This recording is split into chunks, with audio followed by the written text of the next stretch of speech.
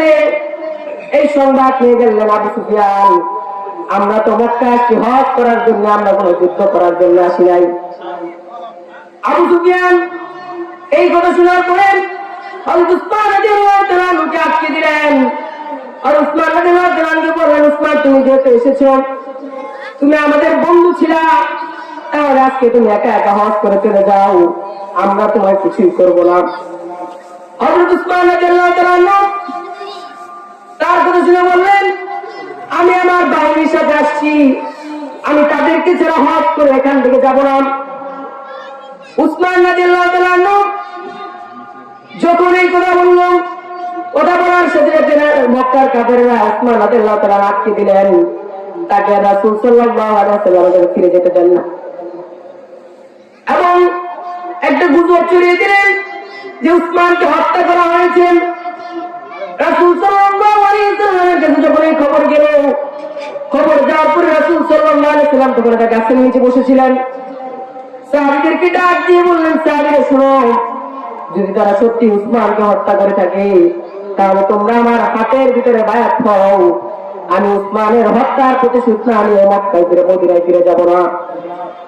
রাসূল সাল্লাল্লাহু আলাইহি ওয়াসাল্লাম সাহাবীদেরকে বলতেছেন, যদি উসমানকে তারা হত্যা করে থাকে, তাহলে তোমরা আমার হাতে বায়াত হও, আমি উসমানের হত্যার প্রতিশোধ নেব। আসছিলাম হজ করতে, তোমরা যুদ্ধ করে যাবো। তারপর সমস্ত সাহাবীরা রাসূল সাল্লাল্লাহু আলাইহি ওয়াসাল্লামের হাতের উপরে হাত রাখলেন, ইয়া রাসূলুল্লাহ, আমরা উসমান হত্যার প্রতিশোধ নেব। এটা শোনার পরে সমস্ত সাহাবীরা যখন রাসূল সাল্লাল্লাহু আলাইহি ওয়াসাল্লামের হাতে বায়াত করেন, সবার উপরে রাসূল সাল্লাল্লাহু আলাইহি ওয়াসাল্লাম হাত দিলেন। সাহাবীরা চমকে দাঁড়ালেন, ইয়া রাসূলুল্লাহ, ইয়া হাবিবাল্লাহ, আমরা সবাই তো এখানে হাত দিলাম, হাত দেওয়ার পরে আপনি আবার আমাদের সবার হাতের উপরে আপনার হাত দিলেন কেন?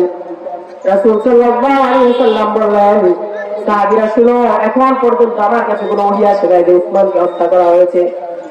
যদি তারা উসমানকে হত্যা না করে থাকেন, তাহলে যেন উসমান এই বায়াতের ভিতরে শরীক হতে পারে, এই জন্য আমি আমার বাম হাতটা সবার উপরে রাখছি। তারপর সাহাবীরা বললেন, ইয়া রাসূলুল্লাহ, ইয়া হাবিবাল্লাহ, তাহলে আমরা চলে আজকে উসমান হত্যার প্রতিশোধ নেব। এই খবরটা যখন মক্কার কাফেররা শুনলো, তারা উসমান রাদিয়াল্লাহু তাআলা আনহুকে ছেড়ে দিল এবং আবু সুফিয়ান তার একজন প্রতিনিধি প্রেরণ করল রাসূল সাল্লাল্লাহু আলাইহি ওয়াসাল্লামের কাছে। রাসূল সাল্লাল্লাহু আলাইহি ওয়াসাল্লামের কাছে আবু সুফিয়ানের প্রতিনিধি এসে বলতেছে, ইয়া রাসূলুল্লাহ, মুহাম্মদ তুমি যদি চাও, তুমি তো বলতেছো যে আমরা হজ করতে আসি নাই, আমরা হজ করতে আসছি, যুদ্ধ করতে আসি নাই, তাহলে চলো আমরা সন্ধি করবো তোমার সাথে। তারপর রাসূল সাল্লাল্লাহু আলাইহি ওয়াসাল্লাম বলেন, হ্যাঁ আমরা সন্ধি করবো, তোমরা তোমাদের শর্ত বলো। তারপর তারা অনেকগুলো শর্ত জারি করলো। সমস্ত শর্ত ছিল তাদের পক্ষে এবং রাসূল সাল্লাল্লাহু আলাইহি ওয়াসাল্লামের পক্ষে কোনো শর্ত ছিল না। এটা শুনে সমস্ত সাহাবীরা রাগে জ্বলে যাচ্ছে যে রাসূল সাল্লাল্লাহু আলাইহি ওয়াসাল্লাম কেন কিছু বলতেছেন না। তারা শর্ত জারি করলো যে মক্কা থেকে যদি কোনো কাফের মুসলমানের মদিনায় চলে যায়, তাকে ফেরত দিতে হবে এবং এই 10 বছর তোমাদের আমাদের মাঝে কোনো যুদ্ধ হতে পারবে না। এবং যদি মদিনা থেকে কোনো মানুষ কাফের হয়ে মক্কা আসে, তাহলে আমরা তাকে ফেরত দিব না। মদিনা থেকে মক্কা আসলে ফেরত দিব না, মক্কা থেকে যদি কেউ মদিনা যায় তাহলে তাকে ফেরত দিতে হবে। এবং তারা আরো অনেকগুলো শর্ত জারি করলো। এই সমস্ত শর্ত শোনার পরেও রাসূল সাল্লাল্লাহু আলাইহি ওয়াসাল্লাম বললেন যে হ্যাঁ, আমরা সমস্ত শর্ত মেনে নিলাম। তারপর তারা বলতেছে যে না, এগুলো মেনে নিলে হবে না, এগুলো লিপিবদ্ধ করতে হবে। তারপর রাসূল সাল্লাল্লাহু আলাইহি ওয়াসাল্লাম আলী, তুমি এগুলো লিপিবদ্ধ করো। হযরত আলী রাদিয়াল্লাহু তাআলা আনহু কলম নিয়ে বসলেন, সর্বপ্রথম লিখলেন যে মক্কার কাফেররা এবং মুহাম্মদ রাসূল সাল্লাল্লাহু আলাইহি ওয়াসাল্লামের মাঝে চুক্তি নামা। মক্কা থেকে আসা প্রতিনিধি বলতেছে, তোমরা এখান থেকে রাসূল সাল্লাল্লাহু আলাইহি ওয়াসাল্লামের নাম রাসূল সাল্লাল্লাহু আলাইহি ওয়াসাল্লাম কেটে দাও, মুহাম্মদের নামের নিচ থেকে রাসূল সাল্লাল্লাহু আলাইহি ওয়াসাল্লাম কেটে দাও। আলী রাদিয়াল্লাহু তাআলা বলতেছে, না না না, আমি এটা কাটতে পারবো না। রাসূল সাল্লাল্লাহু আলাইহি ওয়াসাল্লাম বলেন, আলী তুমি এই নামটা কেটে দাও। রাসূল সাল্লাল্লাহু আলাইহি ওয়াসাল্লাম বললেন, ইয়া রাসূলুল্লাহ, ইয়া হাবিবাল্লাহ, আমি জীবনে কোনোদিন আপনার চোখের দিকে তাকিয়ে কথা বলি নাই, কিন্তু আজকে আমি আমার হাত দিয়ে এখান থেকে রাসূল সাল্লাল্লাহু আলাইহি ওয়াসাল্লাম কাটতে পারবো না। তারপর রাসূল সাল্লাল্লাহু আলাইহি ওয়াসাল্লাম বললেন, আলী কলমটা আমার কাছে দাও এবং দেখিয়ে দাও কোথায় রাসূল সাল্লাল্লাহু আলাইহি ওয়াসাল্লাম লেখা আছে, আমি কেটে দেই। তারপর রাসূল সাল্লাল্লাহু আলাইহি সাল্লাম নিজ হাতে কেটে দিলেন। তারপর সমস্ত চুক্তিনামা হওয়ার পরে যখন রাসূল সাল্লাল্লাহু আলাইহি সাল্লাম মদিনায় ফিরে আসবেন, মদিনায় ফিরে আসার সময় আল্লাহ পাক রব্বুল আলামিন সূরা নাযিল করলেন। এই হুদায়বিয়ার সন্ধি এটা হওয়ার পরে ইসলামের প্রচার প্রসারে আর অনেক জায়গা বৃদ্ধি পেয়েছে, যেটা আজকে বলা সম্ভব না। এবং যখন রাসূল সাল্লাল্লাহু আলাইহি ওয়াসাল্লাম যাচ্ছিলেন তখন এই আয়াত নাযিল হয়েছে, মুহাম্মাদুর রাসূলুল্লাহ ওয়াল্লাযীনা মা'হু আশিদ্দাউ আলাল কুফারি রাহমাউ বাইনাহুম তারাহুম রুকআন সুজদা। আল্লাহ পাক বলতেছেন, ও আমার হাবিব, আপনার সাহাবীরা কষ্ট পেয়েছে আপনার নাম থেকে রাসূলুল্লাহ কেটে দেওয়ার জন্য, তাদেরকে বলে দেন তারা যেন কষ্ট না পায়, যে আমি কোরআনের ভিতরে সারা জীবনের জন্য চিরদিনের জন্য লাগিয়ে দিয়েছি মুহাম্মাদুর রাসূলুল্লাহ সাল্লাল্লাহু আলাইহি ওয়াসাল্লাম। এই হুদায়বিয়ার সন্ধি কে কেন্দ্র করে আল্লাহ পাক রব্বুল আলামিন সূরা ফাতিহা নাযিল করেছিলেন। তো আমি যে কথাগুলো বললাম, আল্লাহ পাক রব্বুল আলামিন আমাদের সকলকে দিনের উপর অটল থাকার তৌফিক দান করুন। এই বলে আমি আমার মুখতাসার বক্তব্য শেষ করছি। ওয়াকির দাওয়ানা আলহামদুলিল্লাহি রাব্বিল আলামিন। আসসালামু আলাইকুম। আলহামদুলিল্লাহি নাহমাদুহু ওয়া নাস্তাঈনুহু ওয়া নাস্তাগফিরুহ ওয়া নাউযু বিল্লাহি মিন শুরুরি আনফুসিনা ওয়া মিন সাইয়্যাতি আ'মালিনা। من يهد الله فلا مضل له ومن يضلل فلا هادي له. ونشهد أن سيدنا وسندنا وحبيبنا وطبيبنا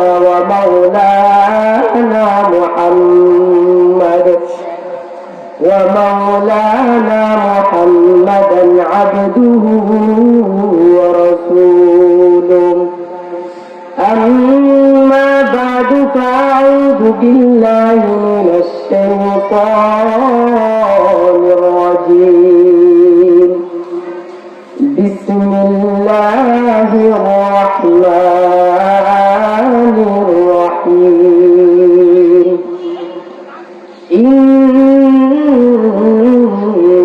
فتحنا لك فتحا مبينا ليغفر لك الله ما تقدم من ذنبك وما تأخر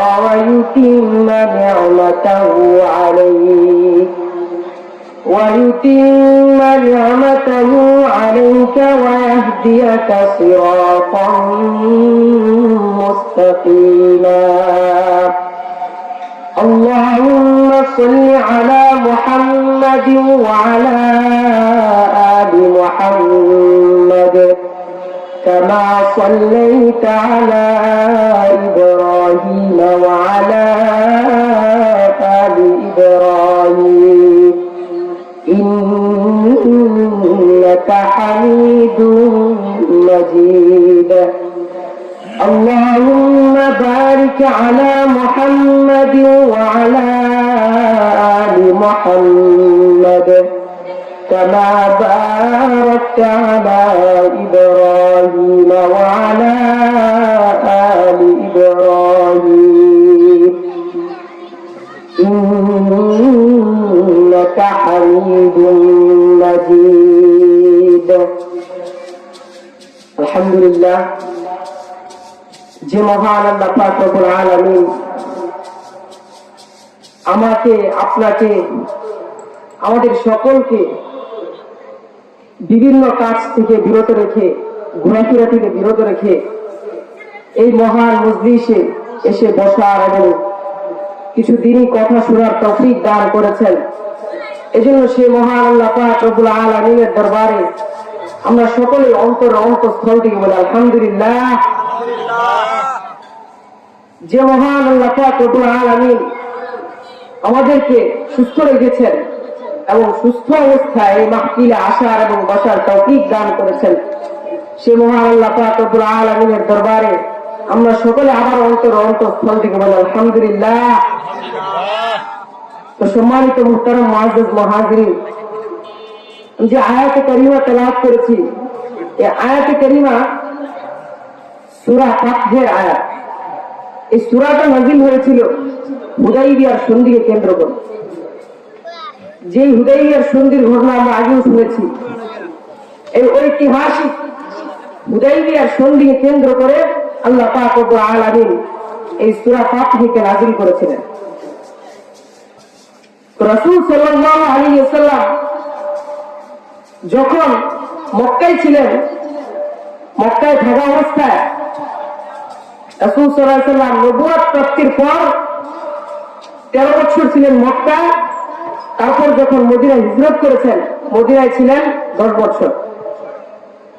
রাসূল সাল্লাল্লাহু আলাইহি ওয়াসাল্লাম এই 13 বছর যখন কাফেররা রাসূল সাল্লাল্লাহু আলাইহি ওয়াসাল্লামের উপরে বিভিন্ন নির্যাতন করত, সাহাবীদের উপরে, তারপর আল্লাহ পাক রব্বুল আলামিন রাসূল সাল্লাল্লাহু আলাইহি ওয়াসাল্লামকে আদেশ দিয়েছিলেন মদিনায় হিজরত করার জন্য।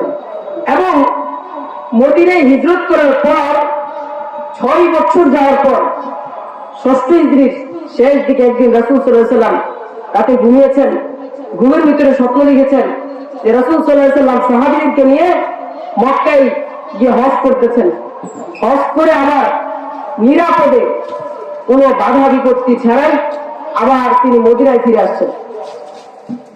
রাসূল সাল্লাল্লাহু আলাইহি ওয়াসাল্লাম পরের দিন সকালে সাহাবীদেরকে ডাক দিয়ে বললেন, সাহাবীরা, গতকাল রাতে যখন আমি ঘুমিয়েছিলাম, ঘুমের মধ্যে আমি স্বপ্ন দেখলাম আমি তোমাদেরকে নিয়ে মক্কায় গিয়েছি হজ করার জন্য।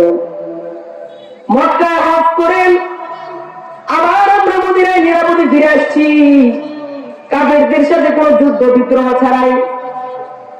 সাহাবীরা এই কথা শুনে বললেন, ইয়া রাসূলুল্লাহ, ইয়া হাবিবাল্লাহ, আপনি যেহেতু স্বপ্ন দেখেছেন, এটা কোনো স্বপ্ন না, এটা হচ্ছে আল্লাহ পাক রব্বুল আলামিনের ওহী। চলেন তাহলে আমরা এবছর হিজরত করি, এবছর মক্কায় যাই, মক্কায় গিয়ে হজ করে আসি।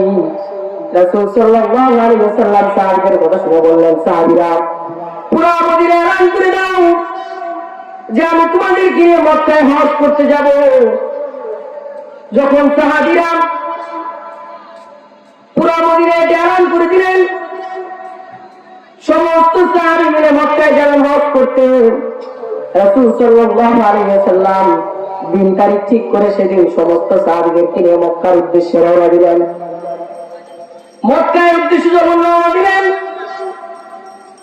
মক্কার আগে হুদাইবিয়ার মুখস্থানে কাফেররা রাসূল সাল্লাল্লাহু আলাইহি ওয়াসাল্লামকে আটকে দিল। কারণ রাসূল সাল্লাল্লাহু আলাইহি ওয়াসাল্লামকে যখন কাফেররা 6 বছর পূর্বে রাসূল সাল্লাল্লাহু আলাইহি ওয়াসাল্লামকে এবং সাহাবীদেরকে বিভিন্নভাবে নির্যাতন করে যখন মক্কা থেকে তাড়িয়ে দিয়েছিল, এখন যখন রাসূল সাল্লাল্লাহু আলাইহি ওয়াসাল্লাম বাহিনী নিয়ে মক্কা আসতেছে, এখন কাফেররা মনে করছে যে মুহাম্মদ মনে হয় তার বাহিনী নিয়ে আমাদেরকে এখন ভিটাবাড়ি ছাড়া করার জন্য আসছে। এই জন্য কাফেররা ভয় পেয়ে গেল। তখন মক্কার নেতা ছিলেন আবু সুফিয়ান। এই 6 বছরে যত যুদ্ধ বিদ্রোহ হয়েছে, এই 6 বছরে বড় বড় যুদ্ধ অনুষ্ঠিত হয়েছিল 11টা, যেগুলোকে আমরা গাজওয়া নামে চিনি। এবং ছোট ছোট যুদ্ধ অনুষ্ঠিত হয়েছিল, ছোট ছোট যুদ্ধ অনুষ্ঠিত হয়েছিল 11টা। মোট এই 6 বছরে রাসূল সাল্লাল্লাহু আলাইহি ওয়াসাল্লাম নিজে সেনাপতি ছিলেন 11টা যুদ্ধের মধ্যে, এবং সাহাবীদেরকে ছোট ছোট দল বানিয়ে বাহিনী বানিয়ে পাঠিয়েছিলেন 14টা যুদ্ধের ভিতরে। এবং এই যুদ্ধগুলোর ভিতরে আবু লাহাব, উতবা, শাইবা, আবু জাহেল সবাই মারা গেছে। এখন মক্কার নেতা হচ্ছে আবু সুফিয়ান। আবু সুফিয়ান এখন মক্কার ভিতরে নেতৃত্ব দেয়। যখন রাসূল সাল্লাল্লাহু আলাইহি ওয়াসাল্লাম হুদাইবিয়ার অবস্থানে গেলেন, যাওয়ার পর রাসূল সাল্লাল্লাহু আলাইহি ওয়াসাল্লামকে আটকে যাওয়া হলো। তারপর রাসূল সাল্লাল্লাহু আলাইহি ওয়াসাল্লাম এখন ভাবতেছেন যে আমরা তো মক্কা আসছি হজ করার জন্য, কিন্তু কাফেররা তো ভাবতেছে আমরা যুদ্ধ করার জন্য আসছি। তো রাসূল সাল্লাল্লাহু আলাইহি ওয়াসাল্লাম পক্ষ থেকে একজন প্রতিনিধি প্রেরণ করার ইচ্ছা হলো। তারপর রাসূল সাল্লাল্লাহু আলাইহি ওয়াসাল্লাম সিলেক্ট করলেন আলী রাদিয়াল্লাহু তাআলা আনহুকে। তারপর সাহাবীরা বলতেছে, ইয়া রাসূলুল্লাহ, আলী রাদিয়াল্লাহু তাআলা গরম সাহাবী, আলী রাদিয়াল্লাহু তাআলাকে পাঠানো যাবে না। আর রাসূল সাল্লাল্লাহু আলাইহি ওয়াসাল্লাম বললেন, তাহলে উমরকে পাঠাও। রাসূল সাল্লাল্লাহু আলাইহি ওয়াসাল্লাম যখন উমরকে বললেন, বলার পর উমর রাদিয়াল্লাহু তাআলা বলতেছেন, ইয়া রাসূলুল্লাহ, মক্কায় তো আমার কোনো আত্মীয় স্বজন নেই, আমি যদি মক্কায় যাই তারা আমাকে তো আটকে ফেলবে। তারপর রাসূল সাল্লাল্লাহু আলাইহি ওয়াসাল্লাম সিলেক্ট করলেন হযরত উসমান রাদিয়াল্লাহু তাআলা আনহু। কারণ উসমান রাদিয়াল্লাহু তাআলা আনহু মক্কার সবচেয়ে ধনী ব্যক্তি ছিলেন। ইসলাম গ্রহণ করার পূর্বে উসমান রাদিয়াল্লাহু তাআলা আনহুর কাছে সাথে কাফেরদের অনেক বড় বড় লেনদেন হতো। এজন্য প্রায় কাফেররাই হযরত উসমান রাদিয়াল্লাহু তাআলা আনহুর কাছে ঋণী ছিল। এজন্য রাসূল সাল্লাল্লাহু আলাইহি ওয়াসাল্লাম উসমান রাদিয়াল্লাহু তাআলা পাঠালেন যে মক্কায় গিয়ে বলো আমরা হজ করতে আসছি, আমরা তাদের যুদ্ধ করতে আসি নাই।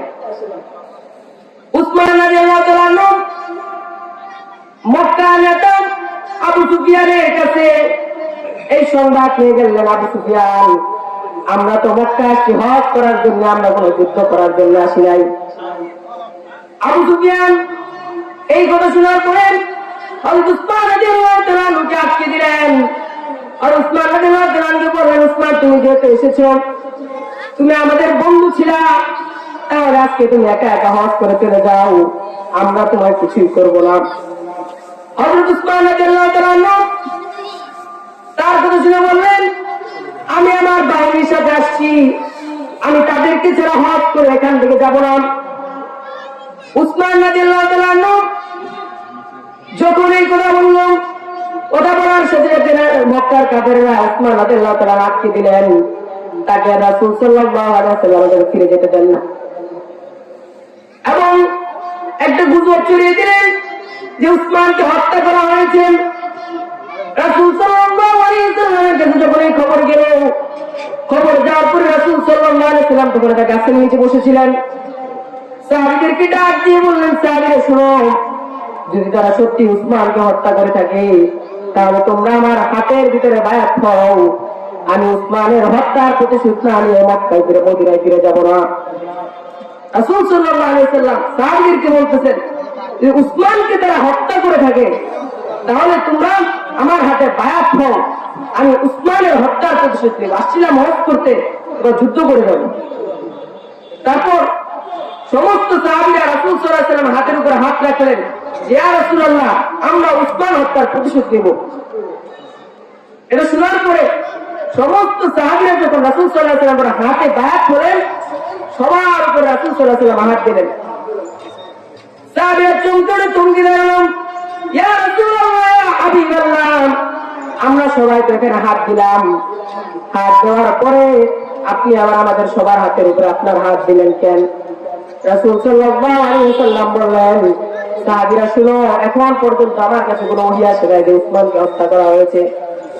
যদি তারা উসমানকে হত্যা না করে থাকেন তাহলে যেন উসমান এই বায়াতের ভিতরে শরীক হতে পারে, এই জন্য আমি আমার বাম হাতটা সবার উপরে রাখছি।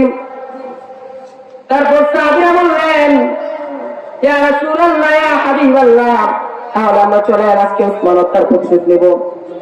এই খবরটা যখন মক্কার কাফেররা শুনলো, তারা উসমান রাদিয়াল্লাহু তাআলা আনহুকে ছেড়ে দিল এবং আবু সুফিয়ান তার একজন প্রতিনিধি প্রেরণ করল রাসূল সাল্লাল্লাহু আলাইহি ওয়াসাল্লামের কাছে। রাসূল সাল্লাল্লাহু আলাইহি ওয়াসাল্লামের কাছে আবু সুফিয়ানের প্রতিনিধি এসে বলতেছে, ইয়া রাসূলুল্লাহ, মুহাম্মদ, তুমি যদি চাও, তুমি তো বলতেছো যে আমরা হজ করতে আসি নাই, আমরা হজ করতে আসছি, যুদ্ধ করতে আসি নাই, তাহলে চলো আমরা সন্ধি করবো তোমার সাথে।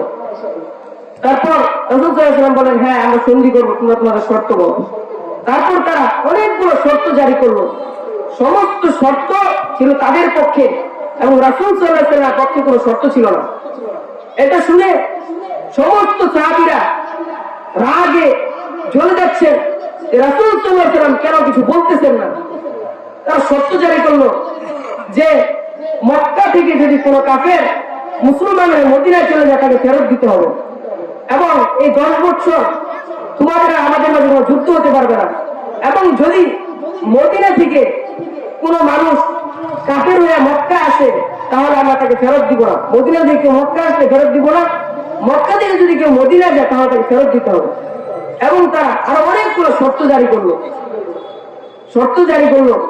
এই সমস্ত শর্ত শোনার পরেও রাসূল সাল্লাল্লাহু আলাইহি ওয়াসাল্লাম বললেন যে হ্যাঁ, আমরা সমস্ত শর্ত মেনে নিলাম। তারপর তারা বলতেছে যে না, এগুলো মেনে নিলে হবে না, এগুলো লিপিবদ্ধ করতে হবে। তারপর রাসূল সাল্লাল্লাহু আলাইহি ওয়াসাল্লাম আলী আলী তুমি এগুলো লিপিবদ্ধ করো। হযরত আলী রাদিয়াল্লাহু তাআলা কলম নিয়ে বসলেন, সর্বপ্রথম লিখলেন যে মক্কার কাফের এবং মুহাম্মদ রাসূল সাল্লাল্লাহু আলাইহি ওয়াসাল্লামের চুক্তিনামা। মক্কা থেকে আসা প্রতিনিধি বলতেছে তোমরা এখান থেকে রাসূল সাল্লাল্লাহু আলাইহি ওয়াসাল্লামের নাম রাসূল সাল্লাল্লাহু আলাইহি ওয়াসাল্লাম কেটে দাও, মুহাম্মদের নামের নিচ থেকে রাসূল সাল্লাল্লাহু আলাইহি ওয়াসাল্লাম কেটে দাও। আলী রাদিয়াল্লাহু তাআলা বলতেছে না না না, এটা কাটতে পারবো না। রাসূল সাল্লাল্লাহু আলাইহি ওয়াসাল্লাম বলেন আলী তুমি এই নামটা কেটে দাও। রাসূল সাল্লাল্লাহু আলাইহি ওয়াসাল্লাম বললেন ইয়া রাসূলুল্লাহ, ইয়া হাবিবাল্লাহ, আমি জীবনে কোনোদিন আপনার চোখের দিকে তাকিয়ে কথা বলি নাই, কিন্তু আজকে আমি আমার হাত দিয়ে এখান থেকে রাসূল সাল্লাল্লাহু আলাইহি ওয়াসাল্লাম কাটতে পারবো না। তারপর রাসূল সাল্লাল্লাহু আলাইহি ওয়াসাল্লাম বললেন আলী কলমটা আমার কাছে দাও এবং দেখিয়ে দাও কোথায় রাসূল সাল্লাল্লাহু আলাইহি ওয়াসাল্লাম লেখা আছে, আমি কেটে দেই। তারপর রাসূল সাল্লাল্লাহু আলাইহি ওয়াসাল্লাম নিজ হাতে কেটে দিলেন। তারপর সমস্ত চুক্তিনামা হওয়ার পরে যখন রাসূল সাল্লাল্লাহু আলাইহি ওয়াসাল্লাম মদিনায় ফিরে আসবেন, মদিনায় ফিরে আসার সময় আল্লাহ পাক রব্বুল আলামিন সূরা নাযিল করলেন।